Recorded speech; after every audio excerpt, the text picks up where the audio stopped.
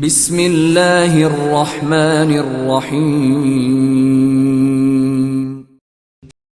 مفتی صاحب، شریعت نے خواجہ سرا کے بارے میں کیا کہا ہے؟ شریعت نے خواجہ سرا کے بارے میں کہا ہے کہ یہ بھی انسان ہے، انسانوں والا معاملہ کرو ان کے ساتھ، اور ان کو بے حیائی پھیلانے کی اجازت نہیں ہے۔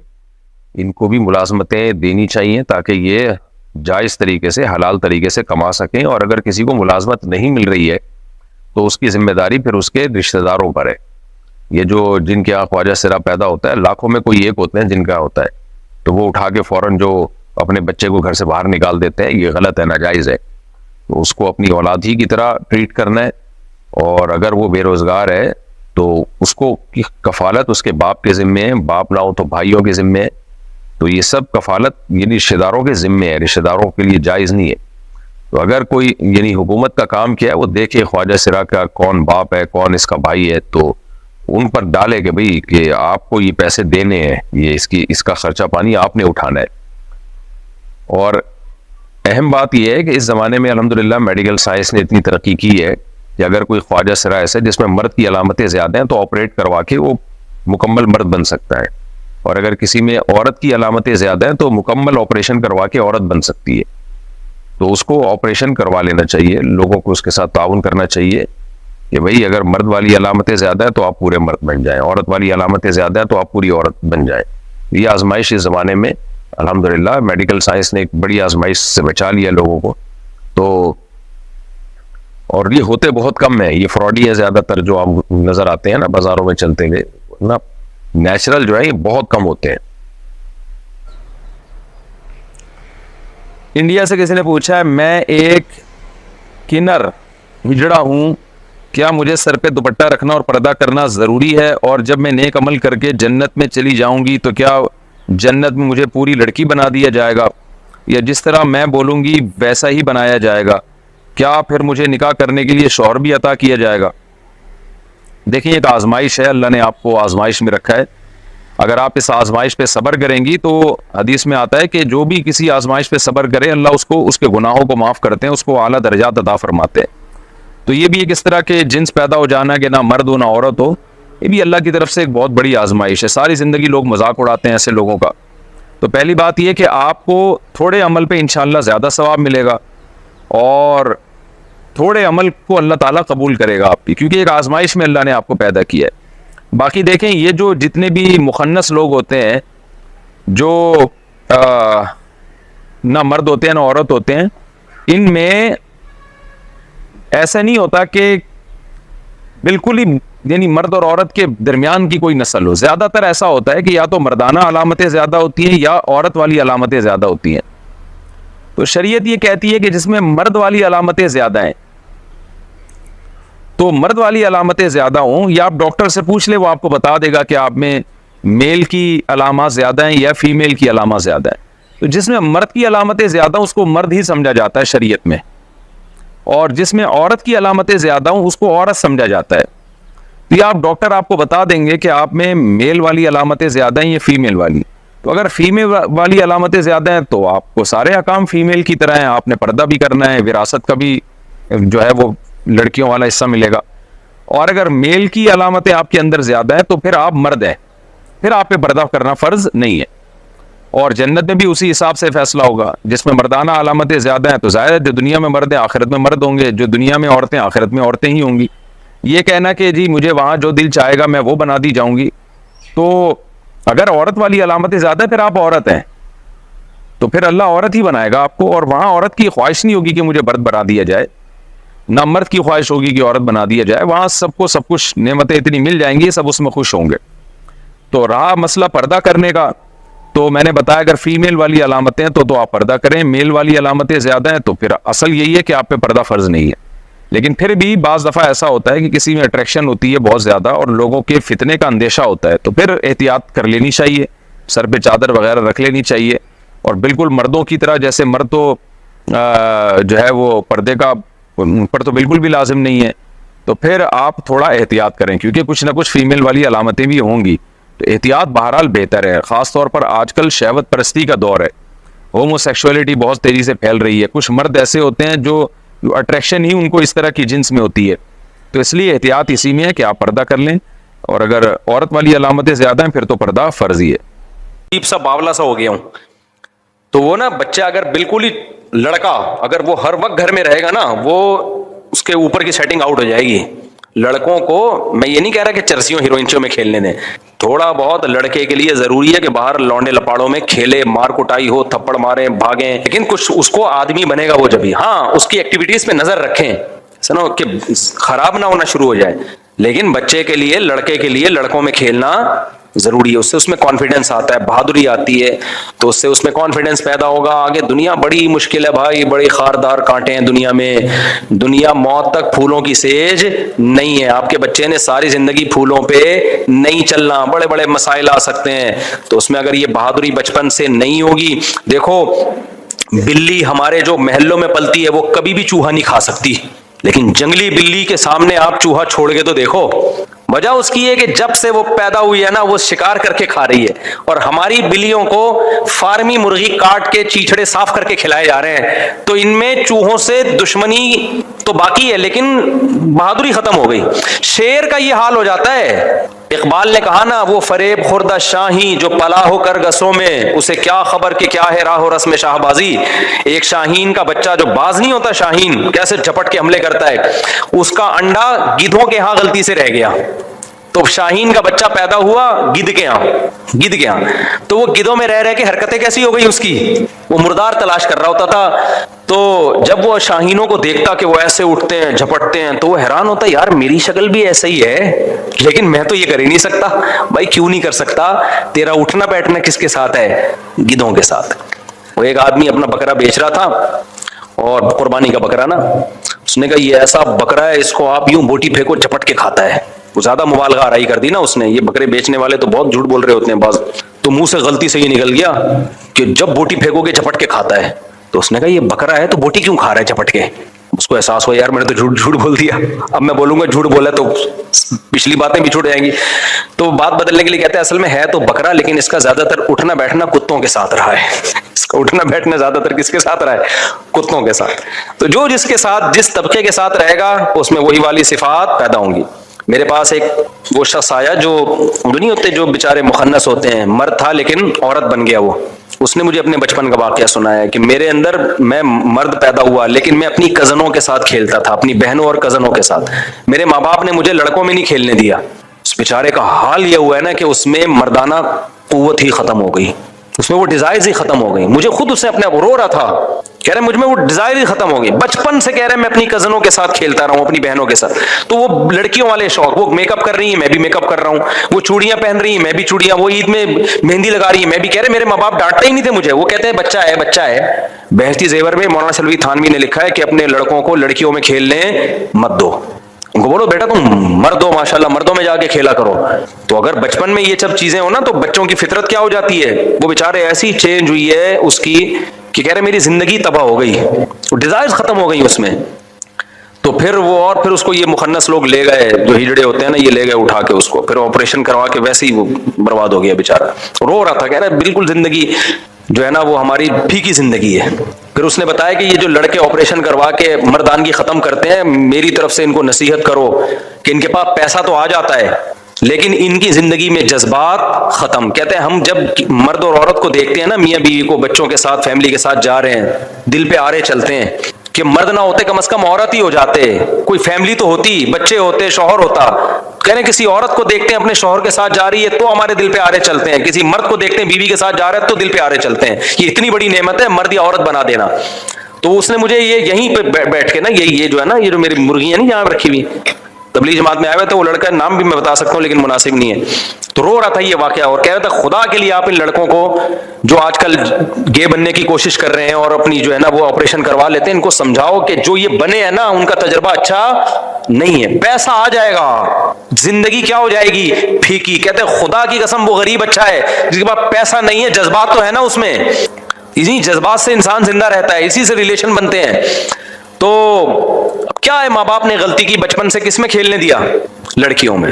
اس لیے لڑکے کو کہاں کھلواؤ, और यार लड़कों में क्या, अपनी उम्र के लड़के हो, अपने से बड़ी उम्र के लड़के ना हो, अपनी उम्र के लड़के हो तो, और भाई भी आपस में लड़ रहे हो ना, मारम पिटाई कर रहे हो, तो बहुत ज्यादा टेंशन लेने की जरूरत नहीं है। आजकल क्योंकि सारी बर्गर फैमिलियां बनती जा रही हैं, बच्चे ने बच्चे को धक्का दिया, थोड़ा सा सर फट गया, माँ ऐसा चीखा, ये क्या हो गया? भाई कुछ नहीं हुआ यार, हमारे दौर में तो बच्चे बादाम के दरख्त पे चढ़ के गिरते थे, हाथ टूट जाते थे उनके, फिर जुड़ जाते थे, बच्चे के सारे जख्म ठीक। मुझे याद है मेरा बच्चा खेलते खेलते एक दिन गिरा, यहाँ से ना, बच्चे की उम्र 4-5 साल होगी, इधर से फट गया, इतना खून निकल रहा है ना उसके।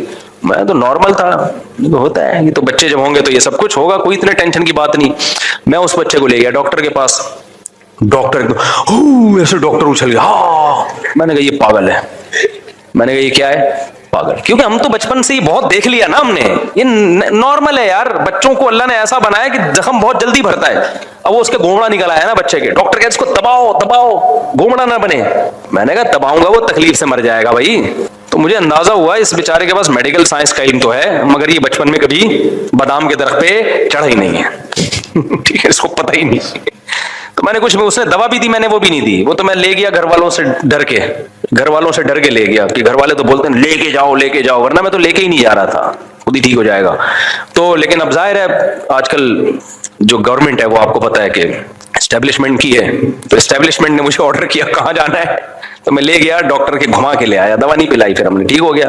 तो बच्चों का ज्यादा टेंशन न लिया करो, बच्चों को आपस में मार धाड़ जो है ना ये ज्यादा जरूरी है जख्म ना लगने से, क्योंकि अगर वो बचपन में एक दूसरे को मारेंगे धाड़ेंगे नहीं और बहुत ही क्यूट से रहेंगे, उससे जो उनको दिमाग में अंदर चोटें आएंगी ना बाद में, जब जिंदगी में टेंशन है, वो अंदर की चोटें वो किसी इंजेक्शन से ठीक नहीं होंगी। ये बाहर के जख्म लगने दो, ये ठीक हो जाते हैं, और इससे बच्चों में अंदर थोड़ा कॉन्फिडेंस पैदा होता है, थोड़ी बहादुरी पैदा होती है। तभी हम कहते हैं बच्चे ज्यादा पैदा करो, कम लड़े तो सही आपस में, और एक दूसरे चीजें तो छीने, इकलौता तो लाड़ प्यार में ही पागल हो जाएगा वो।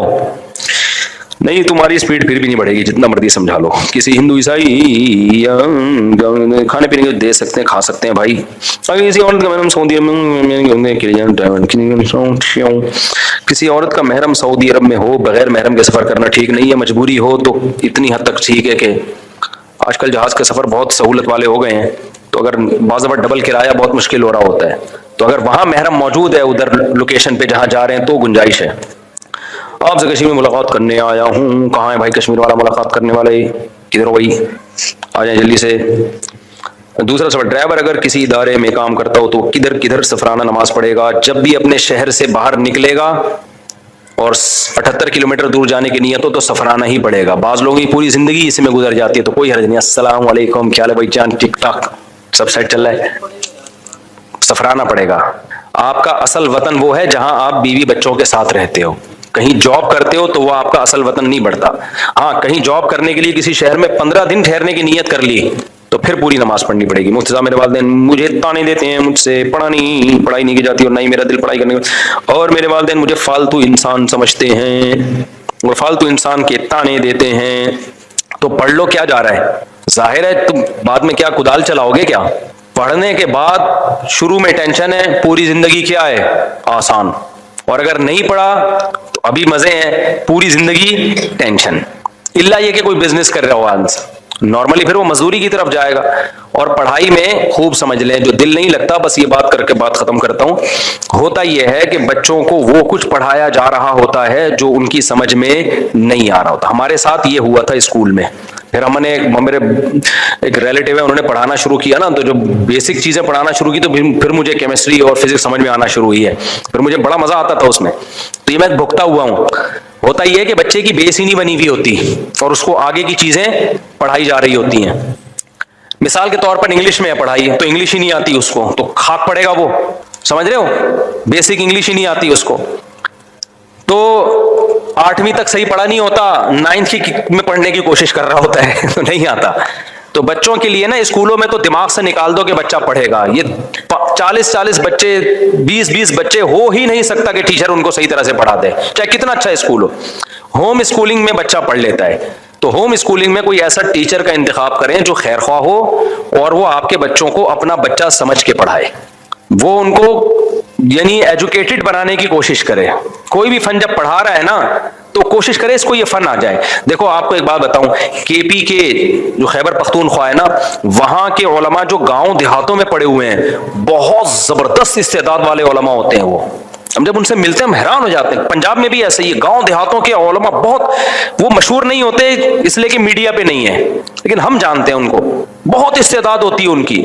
وجہ کیا ہے, ان کے ہاں جو سیٹ اپ ہے نا پڑھائی کا, وہ قدیم سیٹ اپ چل رہا ہے. پہلے زمانے میں پتہ ہے کیسے پڑھا جاتا تھا؟ دو چیزیں ہیں پہلے زمانے میں ہوتی تھی, یہ سمجھیں اچھی طریقے سے, اور اسی اصول پہ چلیں گے تو کامیاب ہوں گے پڑھائی میں. پہلے زمانے میں ایک تو دین دنیا الگ الگ تعلیمات نہیں تھی, دین دنیا الگ الگ تعلیمات نہیں تھی. عالم سب کو کہا جاتا تھا, چاہے وہ دین کا ہو یا دنیا کا علم. یوں کہا جاتا تھا یہ عالم الہندسہ ہے, یعنی انجینئر ہے, یہ عالم الطب ہے, یہ میڈیکل سائنس کا عالم ہے, یہ عالم الفقہ ہے, اس کو قرآن و سنت سے مسائل آتے ہیں, یہ عالم الحدیث ہے, اس کو حدیث کی تخریج کا علم ہے اور سندوں کا علم ہے, یہ عالم التفسیر ہے, یا کیا مطلب اس کو قرآن کی تفسیر میں ایکسپرٹ ہے.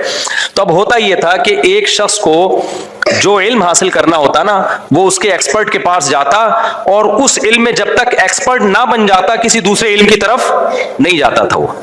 مثال کے طور پر کسی کو عربی سیکھنی ہے, اب عربی کے دو حصے ہیں, ایک گرامر کے دو حصے ہیں, ایک صرف کہلایا جاتا ہے اور ایک نحو, یہ گرامر کے دو حصے ہیں, اور تیسری چیز ہوتی ہے عربی ادب.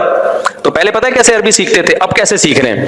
پہلی کلاس میں صرف کی کتابیں بھی ہیں, نحو کی کتابیں بھی ہیں, عربی ادب کی کتابیں بھی ہیں. کسی بھی چیز میں کچھ بھی اس کو نہیں آ رہا ہوتا. اچھا, میں نے اس قدیم طریقے سے ہی دین کا علم حاصل کیا الحمدللہ, یہ اللہ کا بڑا فضل ہو گیا. میں نے جب عربی گرامر میں صرف پڑھی ہے تو نحو نہیں پڑھی, ٹوٹلی پورے سال صرف ہی پڑھی ہے میں نے. پھر جب نحو پڑھی ہے تو صرف نحو پڑھی ہے. تو اب پہلے یہ ہوتا تھا کہ اب کہ ایک آدمی چاہتا ہے کہ مجھے, جیسے ٹینسز ہے نا, ٹینسز آپ انگلش سے سمجھ لیں, انگلش گرامر کے بہت سارے پارٹس ہیں نا, تو پتہ چلتا ہے وہ فلاں علاقے میں انگلش میں ٹینسز کے بڑے ماہر عالم ہیں, تو جا کے اس سے پورے ٹینسز, صبح و شام ٹینسز پڑھنے کے علاوہ کوئی کام ہے ہی نہیں. وہیں پڑاؤ ڈالتے تھے, وہیں رہتے تھے, وہیں کھانا, وہیں ناشتہ, اور استاذ کی خدمت میں اسی کے جوتے بھی سیدھے کر رہے ہیں, اسی کے کپڑے بھی دھو رہے ہیں, اسی کی بھینسوں کو نہلا بھی رہے ہیں. جب بھی ٹیچر آئے گا اس سے پڑھنا شروع. یہ اسٹائل ہوتا تھا ونس اپون اے ٹائم مسلمانوں کے تعلیم حاصل کرنے کا. سمجھتے ہو؟ اب عربی گرامر میں صرف پڑھنا ہے تو صرف ہی پڑھتے چلے. جب صرف میں ایکسپرٹ ہو گئے نا, اب آ رہے ہیں نحو کی طرف. نحو میں بہت زیادہ ایکسپرٹ ہو گئے تو اب آ رہے ہیں عربی گرامر کی طرف. یہ عالم بننے کا بتا رہا ہوں, پہلے علماء کیسے بنتے تھے. اب عربی گرامر ہو گئی تو اب عربی ادب کی طرف. عربی ادب کی کتابیں, نفحۃ العرب ہے, القراءۃ الراشدہ سے شروع ہوتا ہے, پھر وہ ہے المقامات ہے. تو جتنی عربی گرامر ہے, متنبی ہے, حماسہ ہے, عربی گرامر کی شاعری, وہی پڑھتے رہتے تھے. اتنی مہارت ہو جاتی, ہزار اشعار زبانی یاد کر لیتے, اتنے ماہر ہوتے. پھر جب عربی میں عبور ہو گیا, پھر آتے تھے قرآن کی طرف, تفسیر کی طرف, پھر حدیث کی طرف, پھر فقہ کی طرف. اس طرح سے پہلے زمانے میں عالم بنتا تھا. میں گاؤں دیہاتوں میں اب بھی کیا ہے, یہی طریقہ ہے. تو جو ان طریقوں سے عالم بنے بہت ماہر ہیں, کیونکہ ان کو بہتوں کو اردو نہیں آتی اس لیے مشہور نہیں ہے. سمجھتے ہو کہ نہیں سمجھتے ہو؟ تو بچے کا بھی نا علم حاصل کرنے کا نیچرل طریقہ یہی ہے. اسکولوں میں 6-7 سبجیکٹ اکٹھے لے کے چل رہے ہوتے ہیں, اور وہ بھی نہیں چل رہے ہوتے. میں اتنا بیزار ہوں نا اسکولوں سے کہ میں کیا بتاؤں. میرے بچے بھی اسکول میں ہی پڑھ رہے ہیں, کیا کر رہے ہیں پتہ ہے؟ زیادہ تر پیسہ میرا رنگے ڈبوں پہ خرچ ہو رہا ہے. اب تک بیٹھے ہوتے ہیں, ڈرائنگ بنا رہے ہوتے ہیں, پتہ نہیں کیا آلو بنا رہے ہیں, ٹماٹر بنا رہے ہیں. یار کیا کر رہے ہو یار تم؟ ہم تو سسٹم چینج نہیں کر سکتے نا. تو اس لیے مجھے تو کوئی ٹیوٹر, ایک گھر میں نے اپنے بھانجے کو رکھ لیا کہ تم ان کو پڑھاؤ. میں نے کہا اسکول جا رہے ہیں فارمیلٹی پوری کرنے کے لیے, میں اسکول کی تعلیم کو ویلیو نہیں دے رہا, حالانکہ اسکول بہت اچھا ہے, لیکن میں اپنے بھانجے کو بھاری فیس دے رہا ہوں اور بول رہا ہوں بھائی ہوم اسکولنگ کے ذریعے نا ان کو اس ٹریک پہ چلانا ہے جو میں نے ابھی آپ کو بتایا. تو اسکول کو میں لفٹ نہیں کرا رہا, وہ جا رہے ہیں فارمیلٹی پوری کرنے کے لیے. تو اسکولوں میں کبھی بھی پڑھائی نہیں ہوتی. خوب سمجھ لو کتنا اچھا اسکول ہو, کیونکہ 20-30 بچوں کو ایٹ اے ٹائم پڑھانا پاسبل ہے ہی نہیں, اور اتنی ساری کتابیں اس کے تھوپڑے پہ لادنا بہت سلولی چلے گا وہ. اور جو بچے پڑھ گئے ہیں وہ اپنی ایفرٹ, اپنی محنت سے پڑھے ہیں, اسکول کی محنت. اور آپ کہہ سکتے ہو فلاں اسکول کا تو رزلٹ ہمیشہ بہت اچھا آتا ہے. اور بھائی ایڈمیشن ہی اچھے بچے کی کرتے ہیں, وہ سارے ٹاپ کے بچوں کو اپنے اسکول میں لا کے, ان کی محنت نہیں ہوتی, پھر وہ ٹاپ کر لیتے ہیں تو نام فلاں اسکول کا بلند ہوتا ہے. آپ رکھو ایڈمیشن بالکل اوپن, جو بھی آ جائے, جیسے مدرسوں میں ہوتا ہے سب بچے آ رہے ہوتے ہیں, پھر آپ یہ ٹاپ کا رزلٹ لا کے دکھاؤ تو پتہ چلے گا. تو وہ دوسروں کی محنت کو کیش کرا رہے ہوتے ہیں. تو اسکولوں میں نہیں ہوتا میرے بھائی, پڑھائی کا یہ. میں نے جب پڑھا نا دین کا علم, تو میں جب مدرسے میں گیا تو اکیلا تھا, وحدہ لا شریک لہ میرے استاذ مجھے کہا کرتے تھے. اور میرے استاذ حضرت مولانا محبوب الرحمان صاحب, اللہ ان کی انہیں برکت دے, پنڈی میں ہوتے ہیں, تو انہوں نے مجھے صرف پڑھائی. میں اکیلا. صرف کے ایسی بہترین سمجھ میں آئی, گردانیں یاد کی, قال قال قالوا قالت قالتا قلنا قلت قلت ما قلتم قلت قلت ما قلتن قلت قلنا. یہ ایک ہے, ابھی ایسی سینکڑوں ہیں. ٹھیک ہے نا, یہ ہمارا والی سب سے مشکل ہے. تو قیل قیل قیلو قیل قیلتا قلنا قلت قلت ما قلتم قلت قلت ما قلتن قلت قلنا. يقول يقولان يقولون تقول تقولان يقولون تقول تقولان تقولون تقولين تقولان تقولنا قولوا نقول قل قولا قولوا قولي قولا قلنا قولن قولان قولن قولن قولان قلنان قولن قولن قولن قولن قولن. یہ سارے صیغے ایسے رٹے, پھر ان کی ہم نے ترکیبیں پڑھی کہ یہ قالا اصل میں قوالا تھا, واو متحرک ما قبل مفتوح ہے تو اس لیے واو کو الف سے تبدیل کر دیا. یہ گرامر کے قاعدے لگتے ہیں اس کے اوپر. فلاں جگہ یہ فلاں بھی تو متحرک ہے, اس کا ما قبل مفتوح ہے, وہ کیوں الف سے نہیں تبدیل ہو رہا, اس کی اعتراضی مثال ہے, اس کی اتفاقی مثال ہے. ایسا ہمارے استاذ نے 1 سال ہمیں نچوڑا ہے اور اس کی پریکٹس کروائی ہے کہ اب تک یعنی کتنے سال ہو گئے, 27 سال ہو گئے, 27 سال ہو گئے, وہ سارے قاعدے تقریباً یاد ہیں ابھی بھی. اور جب میں نے صرف پڑھی ہے میں پڑھانے کے قابل ہو گیا تھا. یعنی عربی گرامر میں صرف ایک حصہ جب پڑھا نا تو پڑھانے کے قابل ہو گیا. پھر ہم نے جب نحو پڑھی تو نحو بھی پڑھتے رہتے تھے, چھوٹی موٹی 2-4 کتابیں فارمیلٹی پوری کرنے کے لیے تھی. تو نحو میں اتنی پریکٹس اتنی پریکٹس اتنی پریکٹس. تو یہ جو اسٹائل ہے نا پڑھنے کا, اسکولوں میں یہ اسٹائل چلے گا تو سائنسدان پیدا ہوں گے. جو اسٹائل چل رہا ہے اس سے انسان کے بچے پیدا ہو جائیں تو بس اللہ کا شکر ادا کرو. انسان کے بچے بھی پیدا ہو گئے نا, کیونکہ ٹائم ویسٹنگ کروائی جا رہی ہے اسکولوں میں. کلر کے ڈبوں کو اٹھا کے پھینک دو, خدا کے لیے تنگ آ گئے ہم تو یار, اتنے پیسے خرچ ہو رہے ہیں ڈرائنگ میں, چھوڑ دو یار, ہم نے اس کو آرٹسٹ نہیں بنانا ہے. کہتے نہیں یہ جو طریقہ ہے نا یہ نیچرل وے ہے. کیلا خود بنائے گا تو اس کو سمجھ میں کیلا آئے گا. ہم نے کیلا سمجھانا ہی نہیں ہے اس کو, چھوڑ دو. ہم نے اس کو خربوزہ سمجھانا ہے, کیلا ہم نے اس کو سمجھانا ہی نہیں ہے. ہو گئے کچھ نہ کچھ فائدے ہوتے ہیں, میں یہ نہیں کہہ رہا, لیکن جتنی محنت لگ رہی ہے نا اتنا آؤٹ پٹ نہیں ہے اس کا. تو اس لیے ہوم اسکولنگ کی طرف آؤ. اب امریکہ میں بھی جو اچھے لوگ ہیں نا, جو چاہتے ہیں کچھ ان کے بچے ہوتے نہیں, ایک آدھ اگر ہو گئے تو وہ چاہتے ہیں کہ کچھ بن جائے, تو وہ ہوم اسکولنگ کی طرف. اور نیٹ پہ بھی ویڈیوز پڑی ہوئی ہیں. ڈاکٹر ذیشان عثمانی ہیں, بڑے ماہر ہیں, وہ جو ڈین عبد القادر یونیورسٹی کے ڈین تھے ان کی بات کر رہا ہوں, ڈاکٹر ذیشان. تو وہ ہوم اسکولنگ پہ بہت